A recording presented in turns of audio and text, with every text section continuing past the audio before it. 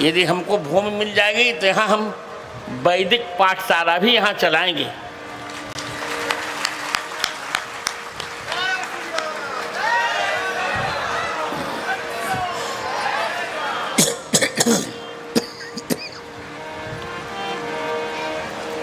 अष्टावक्र गुरुकुलम चला के रहेंगे हम।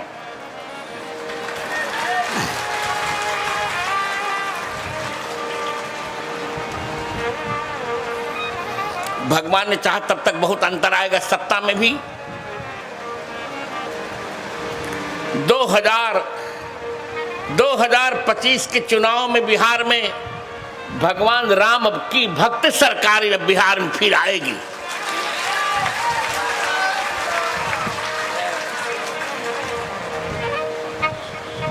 राम भक्त सरकार आएगी,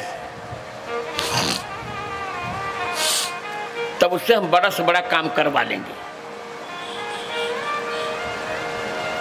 और एक बार लगना चाहिए कि जगत गुरु आए थे तो कहर गांव को कुछ कुछ दे गए। हम यहां से पैसा ले नहीं गए, दे गए।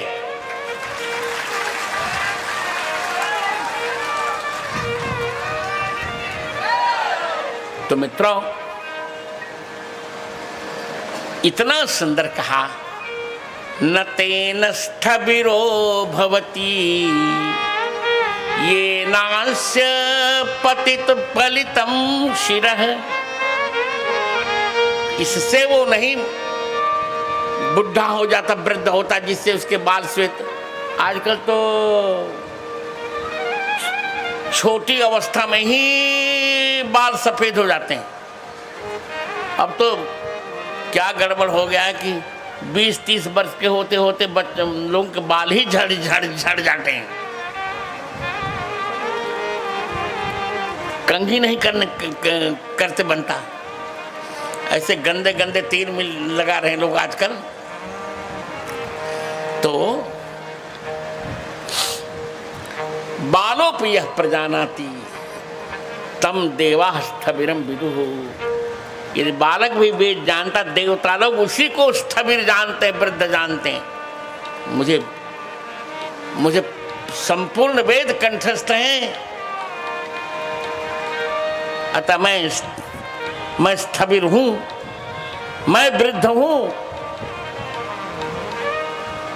और आगे एक बड़ी सुंदर बात कही, क्या नाम, अष्टावक्र। नहाय नैर्न पलितैर न वित्तेन न बंधुभिः ऋषयश्चक्रिरे धर्मं यो नो चानः सनो महान्। अष्टावक्र कहते हैं, हाय न माने वर्षों से, कोई 100 वर्ष का हो जाए उससे बुढ़ा नहीं होता। किसी के बाल पक जाए उससे बुढ़ा नहीं होता। किसी पर पैसा हो जाए उससे बुढ़ा नहीं होता। परिवार नाती पोते हो जाए उससे बुढ़ा नहीं होता। फिर पूरे ऋषेश चक्रीय धर्म ऋषियों ने व्यवस्था की है, यो नूचान, जो अनुचान होता है, जो पूरे वेदों का सस्वर पाठ कर लेता है, उसी को वृद्ध माना जाता है।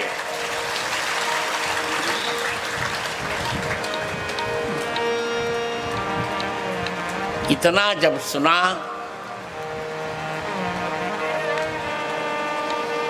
तब द्वारपाल ने कहा, वाह। द्वारपाल ने कहा, वाह ब्राह्मण, अष्टन संज्ञायाम। अष्टन शब्द को दीर्घ होता है संज्ञा में, यही संज्ञा है। अष्टावक्र को कोई भूल नहीं पा रहा है। छोटी अवस्था में चकित कर दिया, अंगहीन होने पर भी चकित कर दिया। विद्या का बहुत महत्व होता है मित्रों, बहुत महत्व होता है। ये हमारी हीरामणि जी जानती हैं। जब ये लोग कथा कहने शुरू किए थे, हीरामणि इत्यादि, उस समय भी मैं विद्यार्थी था। अब सोचिए ये कितनी लंबी अवस्था से कथा कह रही हैं। ये अवस्था बड़ी थी मेरी, पर मैं विद्यार्थी, आई वाज स्टूडेंट, उसमें विद्यार्थी था मैं। और अत्यंत सामान्य व्यवस्था में रहता था।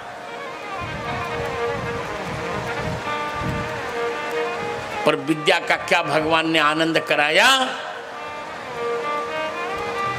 कि मैंने यूनिवर्सिटी को 2 बार तो टॉप किया, 1 बार नहीं 2 बार। और आशा जी जान जाएंगे, केवल एक विभाग को नहीं टॉप किया, एक फैकल्टी नहीं टॉप किया था, पूरी यूनिवर्सिटी को टॉप किया था।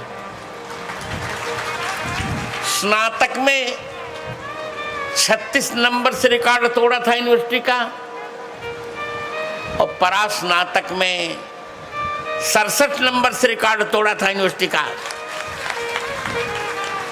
आज भी उसको भरा नहीं जा सका, उस रिकॉर्ड को फिर कोई तोड़ नहीं पाया। पढ़ा, पढ़ने का रस था, मुझे प्रेम था, पढ़ा। पीएचडी भी और डीलिट दोनों हूं मैं स्वयं, JRF भी हूं मैं।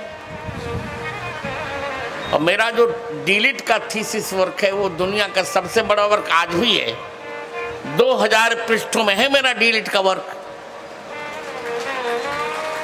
तो भगवान की कृपा थी, आप सबका श्रेय था। अभी पढ़ने का बहुत मन करता है मेरा। तो देखिए, उसी समय 1974 में जब मैंने भाग लिया था अखिल भारतीय प्रतियोगिता में, 8 में से 5 पुरस्कार मैंने अकेले जीता था, 8 में से 5।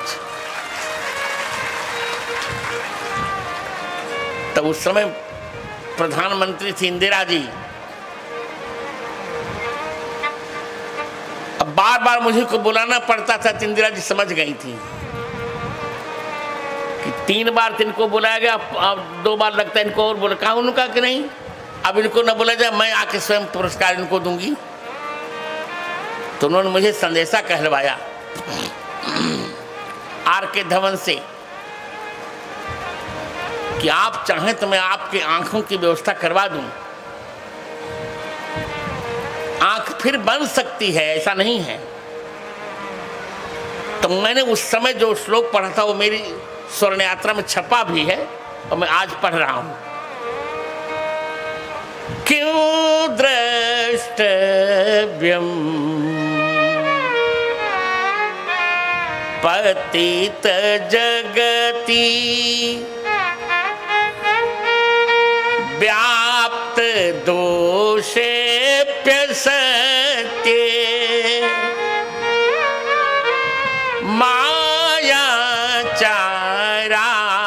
मायाचारावृत तनुभृतां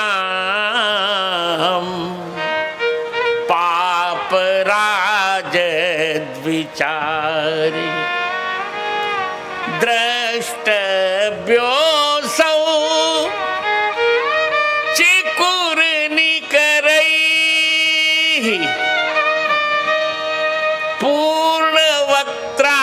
पूर्णवक्त्रारविन्दो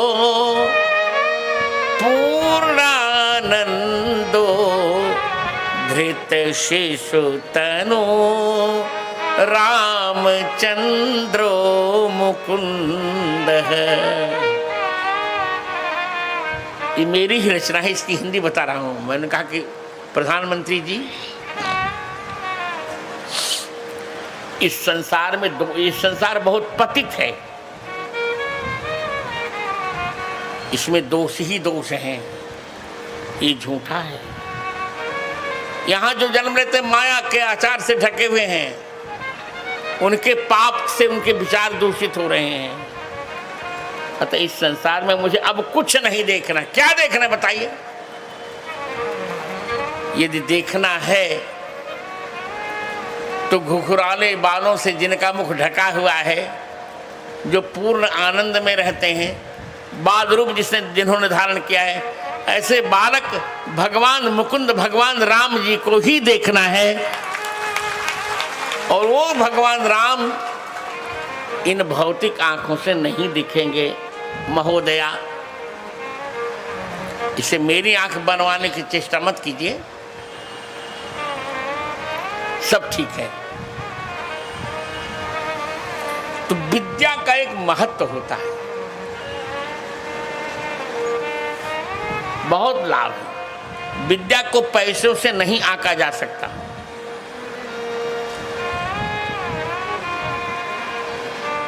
अब हमारी हीरामणि जानती हैं, सब लोग कथावाचन करते, मैं भी करता हूं।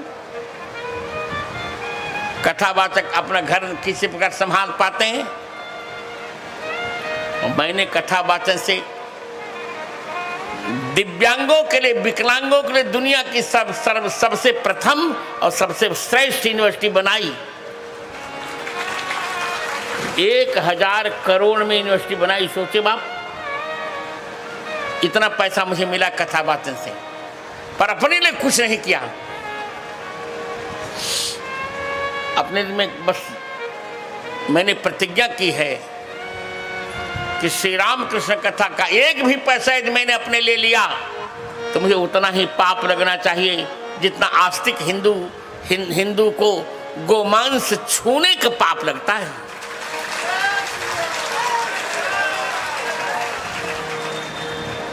तो आनंद है,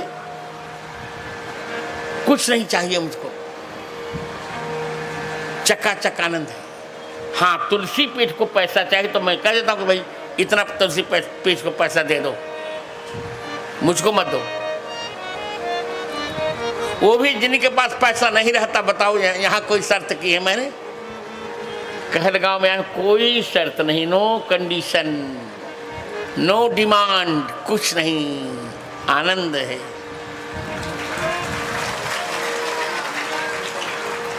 तो देखिए, विद्या का बहुत महत्व होता है।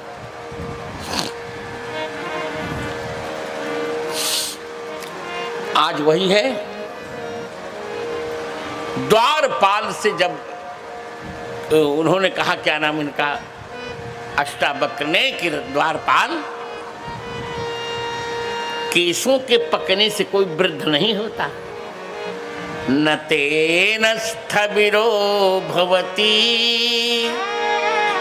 येनास्य पलितं शिरः बालोऽपि यः प्रजानाति तं देवा स्थविरं विदुः।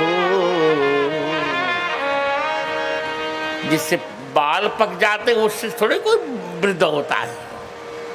अरे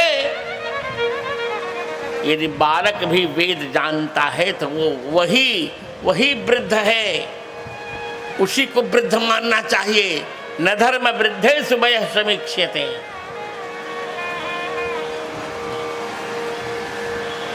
इसलिए ये मत कहा जाए अवस्था से वृद्धता हमारे यहाँ भारतीय दर्शन में नहीं मांगी जाती। ज्ञान की वृद्धता से वृद्धता का हमारे यहाँ अंकन होता है। तो वो चकित हो गया, दरबारी इतना तेजस्वी बालक का, देखो आज के बाद मुझे वृद्ध मत कहना।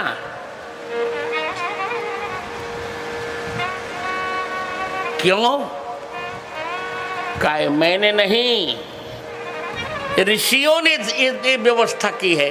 ऋषयश्चक्रिरे धर्मम, ऋषियों ने व्यवस्था की है। यो नूचानः सबुम सनोमान, जो अनुचान है, अनुचान माने जानते हो तुम लोग? अनुचान कहते हैं वेदज्ञ को, जो वेद के मंत्रों को अनुपूर्वी से उच्चारण करे। बोलिए भक्त वत्सल भगवान की।